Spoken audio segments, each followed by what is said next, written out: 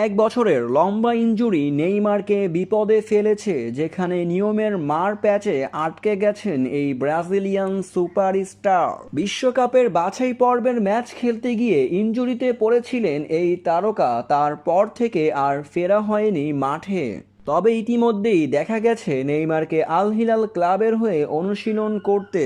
পুরোপুরি ফিট হলেও নেইমার খেলতে পারছেন না ব্রাজিল কিংবা ক্লাবের হয়ে। এবার নেইমারকে নিয়ে আসলো দুঃসংবাদ, যেখানে লম্বা হতে যাচ্ছে নেইমারের ইনজুরিটা। আল হিলাল ক্লাবের কোচ ইতিমধ্যেই জানিয়ে দিয়েছে নেইমারকে নিয়ে তারা আশা করছেন না এই বছরে। 2023 সালে পিএসজি ক্লাব ছেড়ে নেইমার পাড়ি জমিয়েছিলেন আল হিলাল ক্লাবে।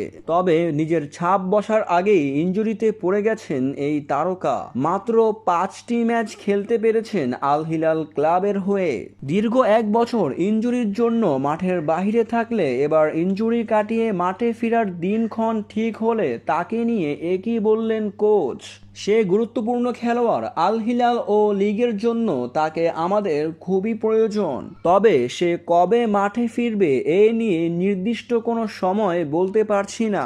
সৌদির প্রো লিগের দ্বিতীয় ভাগে জানুয়ারিতে নিবন্ধন হতে যাচ্ছে, সেখানে নেইমারের অবস্থা থেকে তাকে দলে রাখা হবে। নেইমারকে নিয়ে এখনো আশা দেখছে না আল হিলালের কোচ।